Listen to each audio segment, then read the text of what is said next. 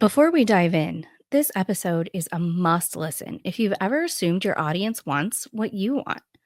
We're breaking down why real research matters, what technical buyers actually value, and how to stop wasting time on the wrong content. Let's get into it. Welcome to Markigy. Grab some coffee and let's talk about what's working in marketing, who these strategies are designed for, and how to be customer-centric while we do it. Hey there, this is Leanne. Today I am joined by Jesse Harris, who has done a lot of cool stuff. I'm going to let you introduce yourself. Jesse, take it away. Yes, I am Jesse. Very happy to be here. I am a senior editor at Brand Lab, part of ACS. We're a content marketing agency within ACS. So really happy to be here and really happy to talk about some marketing related stuff, marketing strategy related stuff. So how are you doing today, Leanne? I'm doing great. I am super excited for this episode because I think our listeners are really going to have some just reaffirmation and validation of things that they were thinking to themselves backed by data, which is really what we're here to do in these episodes, is to investigate strategies, why they work, who they work for, and understand the differences and nuances. So today we are talking about how your audience dictates your strategy, because there are definitely some traps that you can fall into there if you don't really go to the water cooler that they're at. So you guys did this really cool study. You have all sorts of this research, and you had some really amazing insights. I want you to kind of tell me your top 3 things that you got out of that. Yeah, no, I was really fascinated with this. We did an in-depth study about chemists and scientists and how they're looking to get information and their preferences around that. Some of the big takeaways I felt was their strong preference for like really, valid, really rigorous, insights and data from certain types of sources. Not as interested in more clickbait and engagement focused sort of stuff. The importance also of understanding like the specifics of the audience too. We saw a lot of nuance and differences based on age, based on industry sector, things of that nature. That we were quite surprised by some of the results there. And then a big one was around AI too, that the attitudes of this audience around AI, especially comparing it to something like marketers, were really radically different of how they're approaching things and how they're dealing with that topic right now. I think that has really big implications for folks who are selling to this group, especially those who are selling AI-ish solutions there. So there was a lot that really came from this that I think is applicable to people who are, especially those who are selling to scientists, but I think to a pretty wide range of folks who are trying to understand specialists and really trying to unlock what's going to be most valuable for them. Yeah. And I think that one of the hardest things there is to do in marketing is to remove our personal bias of, well, I like it, so they would like it. No, not true. But 2, how to really get the attention of a technical audience. And whether it's actual chemists or it's cybersecurity folks, there is a really strong need to differentiate our content from content writing to copywriting and understanding which one builds value and is actually what they want instead of what we think they want. Yeah, no, I would absolutely agree with that. It's really easy to tell yourself. That's something that I always think back to. It's really easy to kind of create a narrative for yourself as to why things will work this way, why things will work that way. You really do have to spend your time putting into the data. That was actually one of the big things that we wanted to get into this as well, is that there's a lot of misconceptions around how do you sell to certain specialized audiences and such. So something that I know that I've heard a bunch of times is like, oh yeah, these specialists, they don't really have time to consume the content. It's always the younger people, like the students and everything like that, that are the only ones who are like downloading these white papers and stuff like that. Very clearly did not see that sorts of results. Like there are a lot of specialists out there who, or at least the ones that we interviewed here or surveyed rather here, that are definitely looking to get content that's going to help them do their jobs. They're looking for answering questions. They're looking to follow thought leadership in their area and such. And they're consuming a lot of content in order to get that done. That was one of the first things that we kind of pulled out of this, is that this group are consuming a lot of content in order to do their jobs. Yeah, and that's something that I think often goes missed. But if we think about it, we saw companies like HubSpot that is, B2B to marketers. That was one of the number one ways that they attracted inbound audiences, was that how to do your job better type of content. The second part is like specifically for chemists, when you think about what is mission critical for them to be able to execute their jobs, it really is that like credible research back audience. And then I do want to point out, having seen your research, that one of the things that you did was a little meta. And in that sense, not like Meta Zuckerberg, but like the other kind, where the way that the research was set up was also appropriately scientifically set up. It wasn't set up to get, false conclusions or logical fallacies or, overgeneralizations. Is that it was set up in a rigorous, credible way so that you knew that your answers were reliable. Well, that's definitely something that comes from like understanding this audience, myself, because I'm putting this service together partly for just my own knowledge and answering questions, but partly to market to science marketers like me. Like a lot of science marketers, I think that we come from two directions: those who are marketers who accidentally stumble into science marketing, and those who are scientists who accidentally stumble into science marketing. I'm more the latter type, and when you're explaining something to me, showing something to me, I need to see rigorous data. I need to, show me that you are taking this seriously and such, because I'm actually like often kind of frustrated by the quality of information that's out there in marketing related spaces, that you see. It's like, oh yeah, we interviewed 3 people and, or like our sample size is like 45 or something like that. Is like, this is really not substantial enough to make business related decisions. If I were to show this to my PhD level supervisor, etc., like they're not going to take this seriously. I wanted to create content that, not only would it help like inform the actually like the frontline marketer, but they could take to their scientist colleagues and say, look, I have real data that you guys can trust as well, and that has that rigor and has the background of the demographics and such. Like that was something that was important to us. Yeah, and even not just even impressing your colleagues, but if you're going to make sound business decisions, you need to make sound business decisions. And so while I'm not saying that every bit of market research needs a PhD, that's certainly not where I'm going with this. But what I am saying is that the research needs to be set up in a certain way that is kind of rigid in how it's set up. Where it's flexible is in the questions that you're chasing answers for.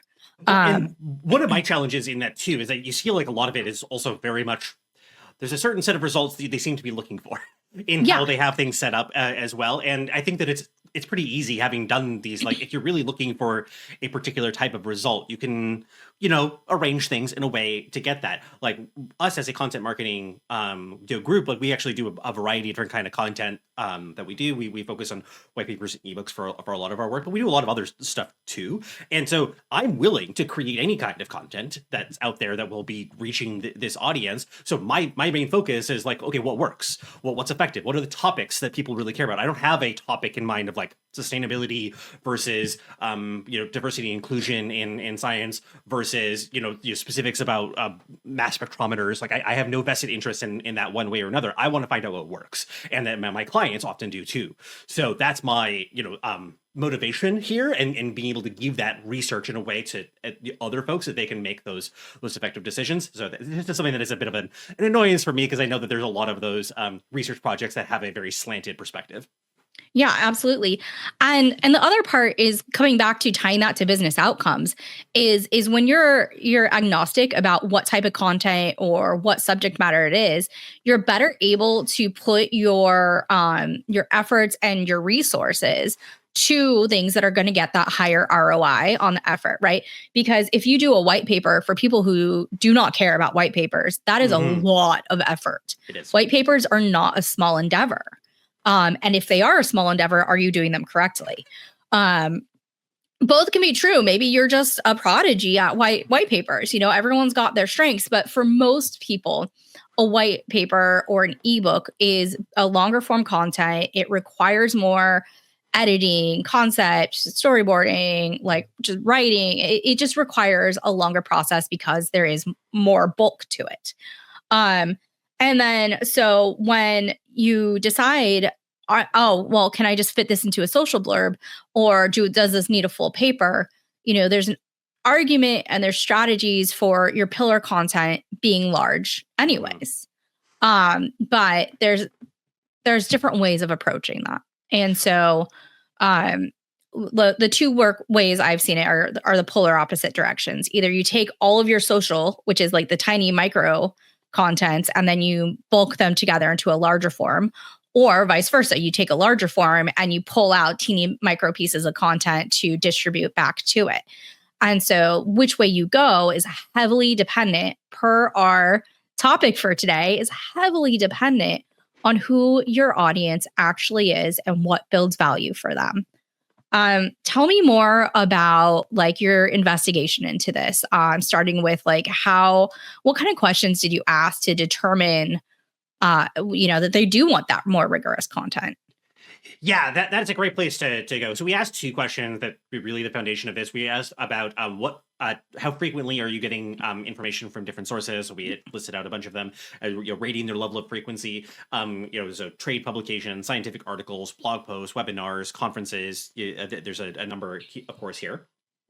And we asked that in two different ways. One that was focusing on following trends and thought leadership, and then also about answering problems, like solving issues for it. Because that was something that I know that I, for instance, go through information differently. Like if I'm looking to see what's happening in the world of marketing, LinkedIn is a great place to pull things out. If I have a specific question to ask, to answer though, it's hard to pull that out of a place like LinkedIn, as one example. So where do scientists go to actually solve problems? Where do they actually go to follow what's going on? And that also then dictates the kind of content that you'll be putting in these relevant channels. One of the things that we really found from that was there's this strong preference for rigorous for rigorous, well-researched types of content. So when we looked at the recent trends in thought leadership, the top ranked places for that was scientific articles and trade publications. Now, of course, trade publications, it's hard to just get your story or get your information in there. You either have to do through that in a public relations kind of move, or you can also use things like native articles. There. Blog posts actually did quite well, though, too, even though that isn't quite as big of a lift for things. But yeah, they want to be able to see the source of that content there is, I think, one of the motivations on that side. When it came to content, though, that was about solving problems, scientific articles won overwhelmingly. Well, and that makes sense because they're scientists. And this is, if you think about a day in the life of a scientific professional, there's different ways that it looks. A lot of it is actually doing the hands-on experimentation and research and following up and making sure that the different components of their work are all,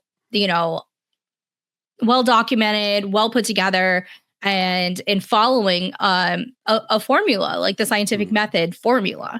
So for them, it's already this like pre-format in their like day in the life of them, go ahead.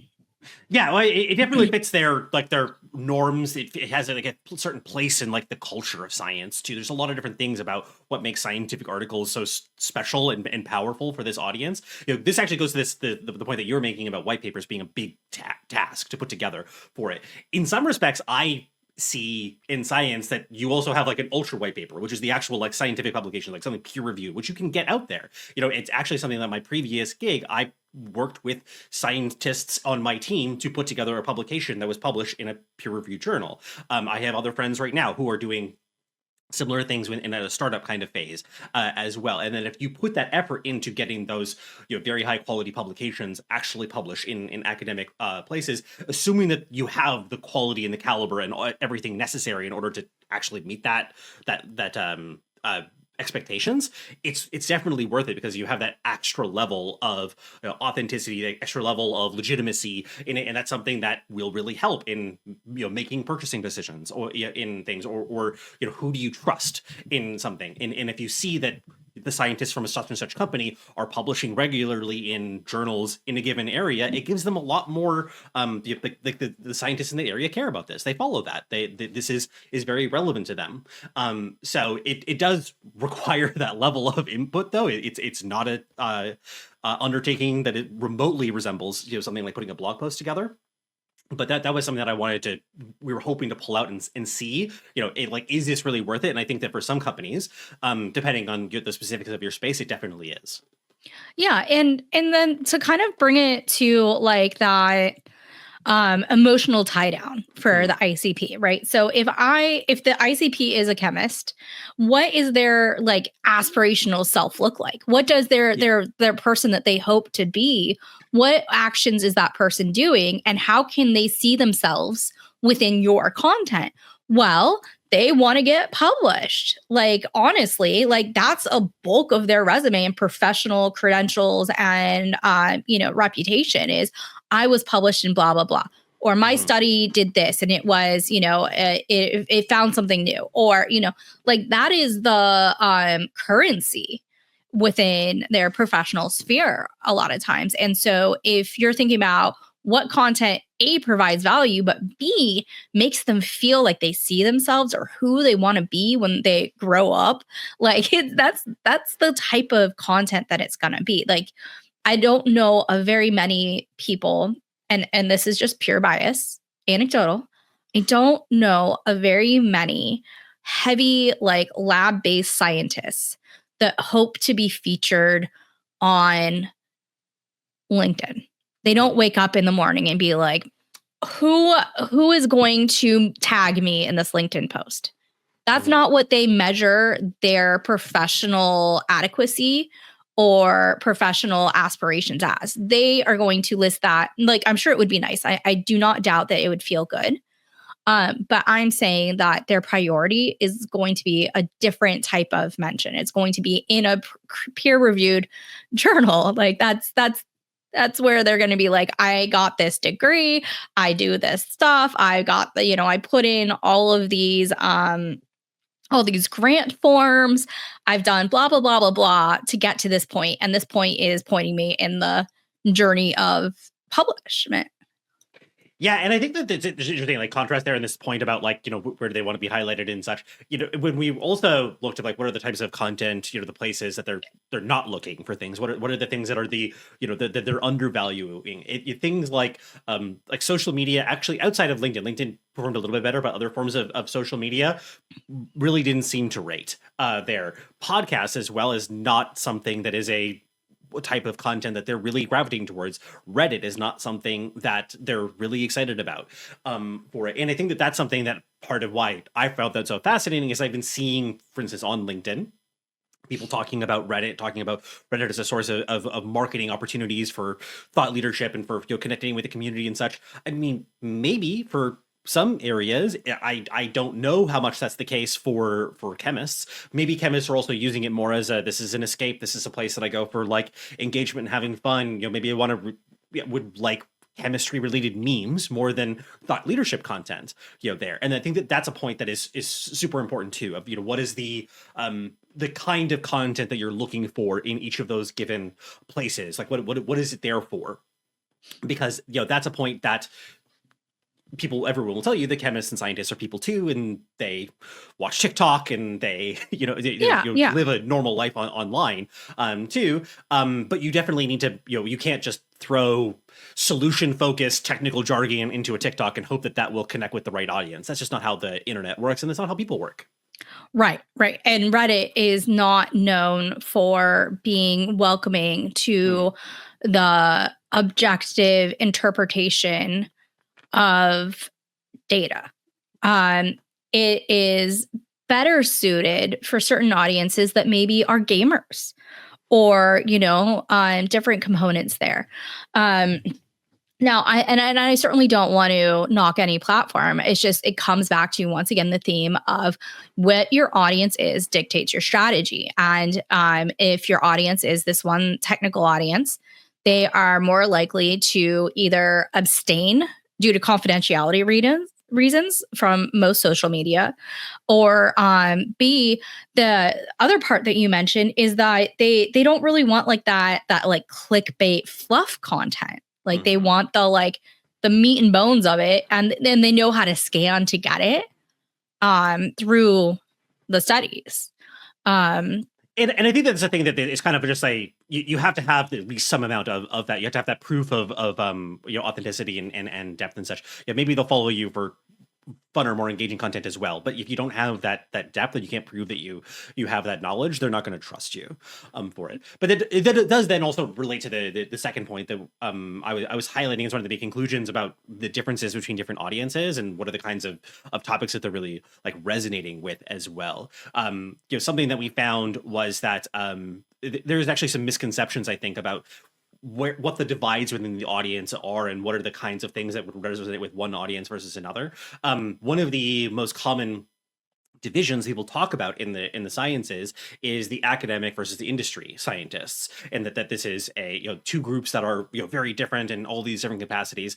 In a lot of ways, in terms of their content channel preferences, we actually found that they were very similar. There was a few that the academic scientists seem to prefer non-LinkedIn social media relative to the industry folks, and then the industry folks like LinkedIn a little bit more. But like other than a few like small details like that, there was really not big differences there. But when then it came to things like what were the subject matter that they're really interested in, things like regulation, things like trends in the economics, things like actually diversity, equity, inclusion, had very different levels of interest versus the industry scientists and the academic scientists. So it was just something that we found quite interesting, that there's a heavy overlap in some aspects of their personalities, but then bigger differences in others.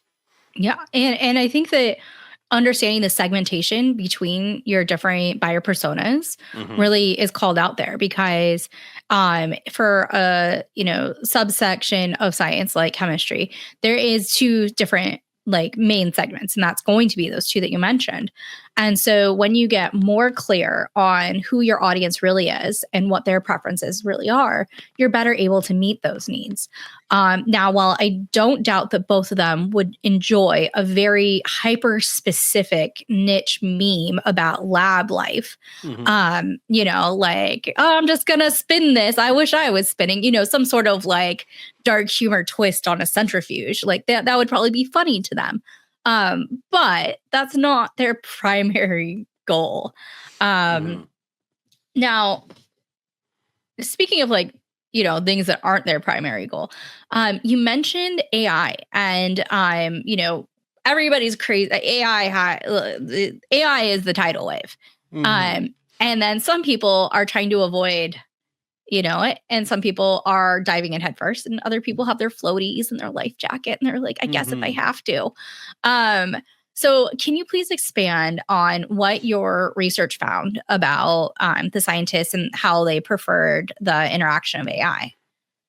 Yeah, that was one of the biggest areas that we were the most surprised by. I personally was. The first thing that we found was that AI usage in this group seems quite low. Now, one thing I would actually say to clarify, especially if they're the scientists and who they happen to be listening here, is we try to be very specific here as to what kind of AI systems we're talking about. We whenever possible, specified generative AI chat tools. So things like ChatGPT and Claude and Gemini and things of that nature. Because technically AI is all over the place and has been all over the place for many years now. Netflix uses AI. There's so many scientific tools that use AI in different kinds of ways.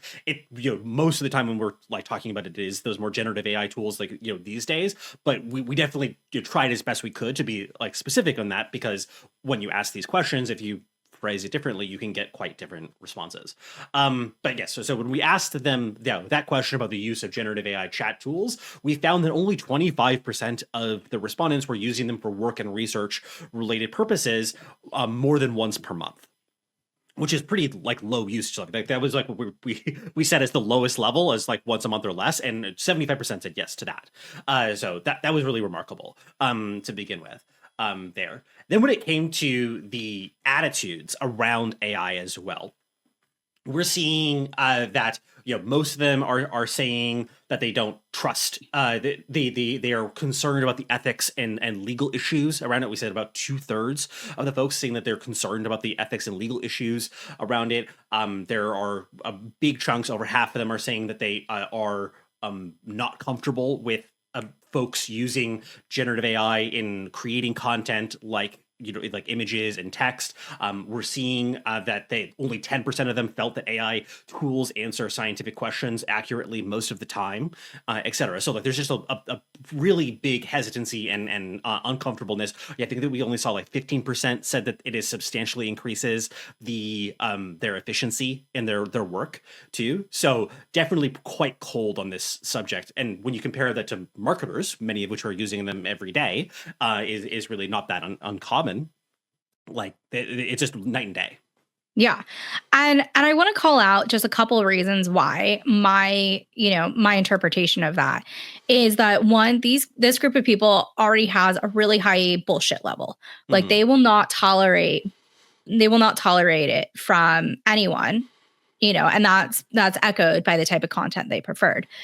The second part is that they have such high technical skills that they know the difference between machine learning and linear regressions and interpreting and extrapolating data, which is one heavy use of what is now being white labeled as AI, when it's really just machine learning, when it's really just a formula in Excel or macros or VBA or Python or R. It's really just a formula.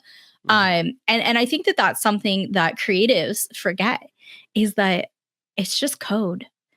It's just code. It's very, very intricate code that works on probability. But when you think about probabilities, which scientists literally do for a living, it's interpreted differently. And then also, having worked in banking or with financial services and healthcare clients, is that there is a lot of cybersecurity risk with uploading anything to a walled area where it's public. You've just released it. Where's your confidentiality? Where's your customer protections? Where's your HIPAA? Where is all of this if you do not anonymize it properly? And if you use one of the main models, you have to almost build your own AI model. And then you're asking yourself, to what end? Is this really going to get you an ROI at this point? Like, maybe not. Yeah, and I think that the point about also getting things like exactly right, I think is super important there too, because I think that you get things a little bit wrong and it's all wrong. Like, if you have, you're asking, what is the preparation method for such and such a, task that you're doing. If you give this ingredient as opposed to that that you're using in a particular reaction, your results are totally ruined, for it. Like you can give an answer too that also looks very convincing as well. Like it would be the kind of answer that would make sense in that context. So yeah, I'll use this protecting group as opposed to this other one.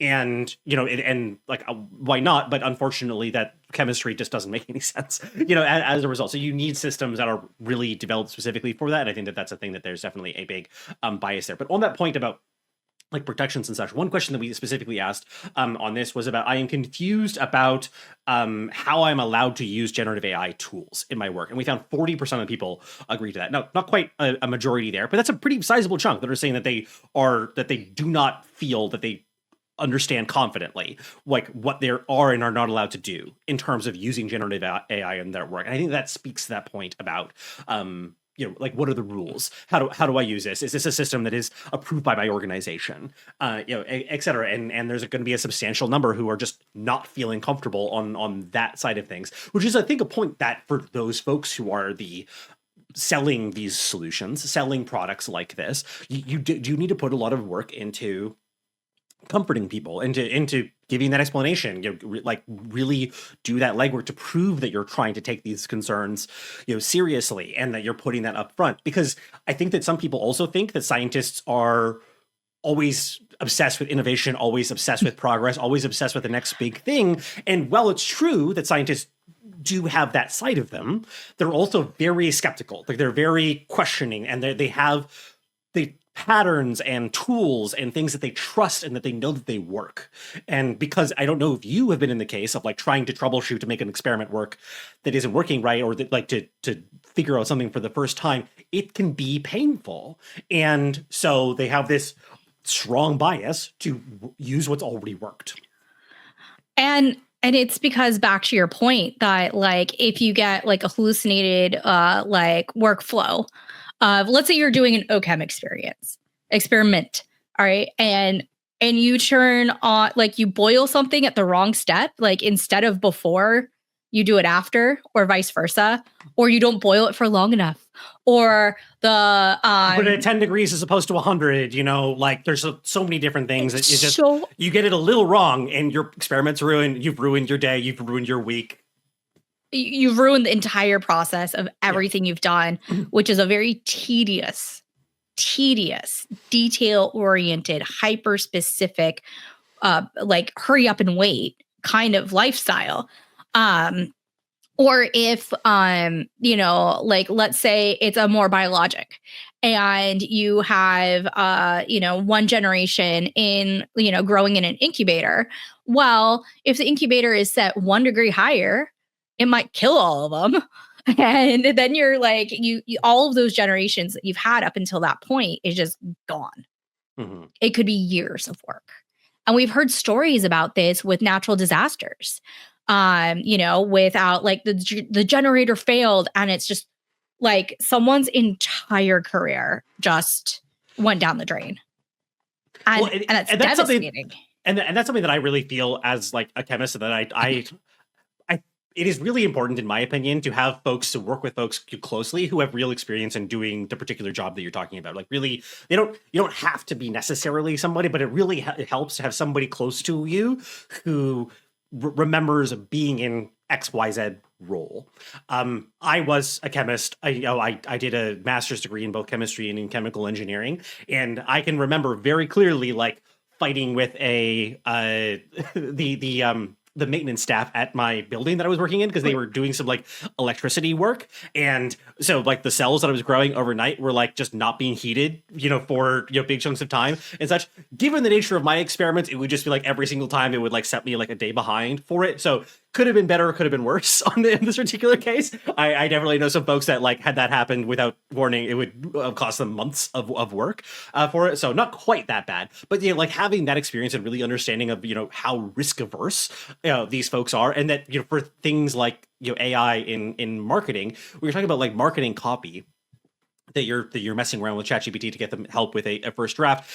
They have to make some pretty egregious mistakes in order for you to A, not catch it, and B, that it has a sizable impact on your life and your work there. But you compare that to the scientists kind of thing, that small mistakes make a big difference. It's just, so I think that this goes really back to this idea of like understanding the audience.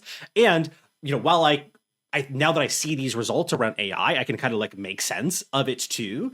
Had I not done this study, I wouldn't have been able to like really affirm that this is how a lot of them are thinking about it too. And it's also worth mentioning that clearly some of them don't feel this way. Like there's some variation within this group. There are some who are using it every day as well. And I think that's a really interesting side to like look into in this. We tended to find that folks who work in maybe like the intersection between chemistry and technology. So people who are creating software tools, people who are creating equipment, people who might be in like maybe the semiconductors kind of space, they seem to have, using AI more, have slightly different attitudes on what's going on in this space. And those sorts of nuances are hard to catch without actually doing some amount of analysis, surveys, qualitative interviews, things of that nature. Yeah. And I love that you called out qualitative, because that's part of like one of my big soapboxes that I stand on, is making sure that you're getting the psychographics and understanding the unique, like, visceral reaction of your customer and your audience. Because, to your point about like how you felt internally, like that frustration, that fear, that angst over your experiment. Mm-hmm. Well, like, how does that implicate your content that you're making for this ideal person? And how does that bring you closer, right? Because if instead of this abstract ICP, they were an actual person, and you were trying to develop a relationship with them, understanding those fears and doubts and concerns and understanding what they have at stake is monumentally huge to understanding and building connection with them. And I think that as marketers, that's really our goal, is to build real relationships at scale. And while at scale sounds kind of like, oh, well, widespread and generic, if you really intimately know like this universal fear or joy or aspiration of your ICP, it just is more valuable than anything else. Yeah, and I think that should be the business value that marketers are bringing to their organizations, that they understand their audience better than other folks, and really taking that seriously. It's something that as a person who's doing on the agency side too, and jumping into a given area, it is a real challenge, and I think that doing surveys like this is helpful to get some amount of that. But definitely one of our goals, I think, for the next round of the survey that we're hoping to do, the next report that we're hoping to do, is to supplement this with some interviews as well. Try to pick up those folks who have like maybe different parts of the spectrum, like find somebody who, you know, is in love with AI, is using it every day, and is really excited about it, and how are they thinking about it too, because you shouldn't take this distilled down version of things. Like you can't just, you know, throw all together and say, okay, it scores a 3.2 out of 5, therefore it's a good or bad choice, you know, for us, you know. Yeah. Or if you're doing things that way, and it also comes back to the strategy as well, because if you're trying to say, okay, we're selling this AI solution, you know, you clearly in some respects have to ignore some of the folks who are the most skeptical about it. Try to understand those who are both chemists and excited about AI, and find that, you know, what's in that Venn diagram, what's special about them, what really resonates with them, and then that's where that qualitative side, you know, really shines to elevate that work that you're doing. But yeah, it all comes from just constantly trying to keep up with things, and like, even as somebody who was a scientist, I don't take for granted that I understand the experience of the person who's in the lab today. I never worked in big pharma. You know, I never worked under I never worked in America too, and you guys have your own political, you know, situation there that I'm not going to comment on in any detail. But you know, like that's a slightly different reality in things, and you just have to be kind of pickle all of these bits and take it seriously to understand what your audience is really experiencing right now. Yeah. Geopolitical context and cultural assignments are a global need to understand, whether it's understanding what's happening in the United States or India or Germany, or, you know, all of these places. There are many countries that are approaching science in a way that that has its own lens. Mm-hmm. Actually, that was really well. Well, something I'll add on that. I'll actually call out specifically the work that was done by True Marketing. They focus more on engineers for it, and they put recently out their report, kind of similar to ours in some respects. They've been doing it a lot longer than us for it, but they were looking at this question about AI, but they were looking at it from different, you know, geographical areas, and they found that relative to the average level of trust, that it was North America and Europe that actually were colder on AI compared to Africa and Asia. Asia seemed really excited about it comparative to the other folks in terms of like level of trust for it. I can't remember the specifics now for it, but there was a very fascinating point, and that this might signal a difference of how you would be messaging things in different regions. And I don't think that you would pick that out. Like it's very easy to miss that bit of insight if you're like looking at these things as being a ground up, distilled down average. Yeah. And it goes back to the same thing that we've been saying is get to know your audience. And it does take work, and it does take effort, and it is not a one and done. It is an ongoing evolution, dialogue, conversation to bring people closer, so that you guys can, you people, not just guys, ladies and gentlemen, so that everyone can be on the same wavelength, and really getting that alignment, that synergy that we so chase. I know it's a buzzword, but synergy is really, it's huge. It's the overused buzzword that really actually matters in its precise definition. So if we were going to kind of summarize it, it's that knowing your audience really matters, that this specific technical audience has unique characteristics that have signaled that doing the white papers, the unsexy marketing, is actually the best way to go, even if it is labor intensive, time intensive, resource intensive, that it is speaking the language that these people want. And I think that when we're making any sort of business endeavor, understanding where the true ROI is, what's really worth our time and effort, and what is going to move the needle, if we can just jam pack it with more buzzwords, it wouldn't have been something that everyone sitting by committee would have voted on. Yeah, you have to avoid your preconceptions. There are some people who have hobby horse topics that they think everybody is going to resonate with. There are buzzy forms of content and places and channels to be trying to show up, and you like things like SEO. Actually, I think SEO in some respects has been kind of underrated these days, given all of the interest in AI, especially for some specific audiences. You have to take all of this very seriously, and they're all moving targets, and I'm very interested to see how things look next year when we go back to doing the same study, and maybe we'll be able to have another conversation about the results then to see what's changed in the past 12 months. Yeah, I'm excited to see it continue and grow. If someone wants to get a hold of you or to read this study, what is the best way for them to connect? Definitely, you can find me on LinkedIn. I am a certified LinkedIn, passionate, obsessive.